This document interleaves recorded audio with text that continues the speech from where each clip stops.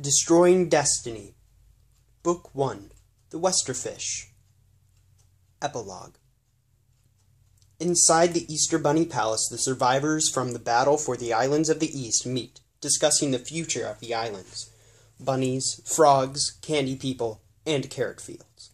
In the wondrous throne room filled with beauteous light, Patricia the Easter Frog sits with Patrick sitting by her side, looking quite small compared to his mate.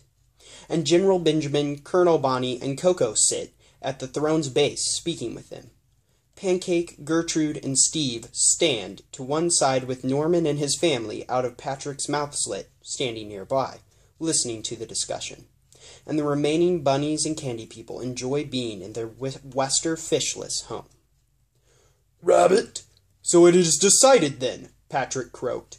"We stay as king and queen of the islands of the East, populating the lake with our tadpoles and filling the world with the Easter eggs provided by the throne's magic. Norman and his family shall live here aiding in the carrots fields, and just as much, all bunnies are allowed to stay in their land of heritage, grow their carrots, and thrive here under the protection of the frogs." "Yes, indeed," General Benjamin agreed, thumping his foot and scratching his ear. "Yes, and after all the remaining Westerfish are hunt down and Patricia's reign is over, a bunny shall take the throne once more. Thereafter, we shall live in harmony, bunnies, frogs, and all children of the Easter eggs." "Rabbit, indeed," Patrick bellowed, the whole crowd clapping and thumping their feet on the floor in approval of the giant frog and bunny alliance. After the applause quieted, Patricia, the Easter Frog, spoke. "May, our heroes fighting against destiny, come forth now." The girl, the boy, and the backpack approached the throne, kneeling at the Queen Frog's feet while another applause arose. "Good, good! Stand, stand, heroes of honor!" Patricia croaked. "People of the islands of the East, I give you the heroes prophesied by Emperor Dad to destroy Dark Lord Jane's terrible reign." Patricia spoke boldly. "I give you Gertrude the Valiant, slayer of the Father Fish." The bunnies screamed. "I give you Steve the Grand, the singing conqueror of ropey oars and master of Leader Richard, the animate backpack liberator." The whole room exploded with cheers and chants for Steve the Grand. And when the room had finally quieted, Patricia continued. "And finally, I give you the girl that famished the stomach of the father fish with mindful food and led the retreat for the candy people." Patricia paused, then bellowed, "I give you Pancake the Persistent!" At first, the room was quiet, but then an applause louder and grander than the others erupted. "Pancake the Persistent! The archer! The girl!" the crowd applauded. "Pancake the Persistent! The archer! The girl!" "I love you, Pancake!" Waffles, the candy person, yelled, causing everyone to go quiet. Then, addressing our heroic threesome, Patricia cleared her throat. "Now, as for you, heroes, I do wish to grant you as much aid as possible on your journey. I will allow you access to the gate leading to the entrance to the land of candy, so you may travel quickly, retrieve the second Skies Control Room's key, and destroy Destiny before the eclipse necessary to create Ed, the Eternal Destroyer. And I'm told that it's the gate furthest to your left," Patricia croaked. "Thank you," our heroic threesome said in unison.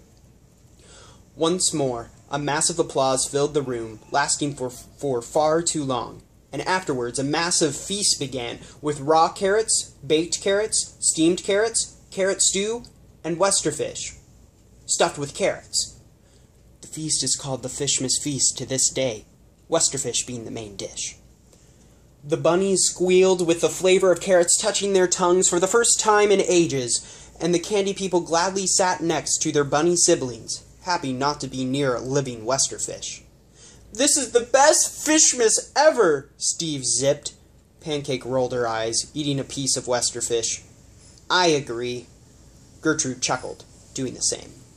After filling their bellies full and saying their goodbyes, our heroic threesome made their way back into the Easter Bunny's throne room, walked past the silver chair, and approached the farthest left gate, filled with blackness, supposedly leading to the land of candy. The black film vibrated with the laughs and joy filling the palace. Are we sure about this? Pancake worried. Nah, Pan. Since when is being sure our basis for acting on this quest? Gertrude laughed, combing back his hair. Never. It never has been, Steve zipped.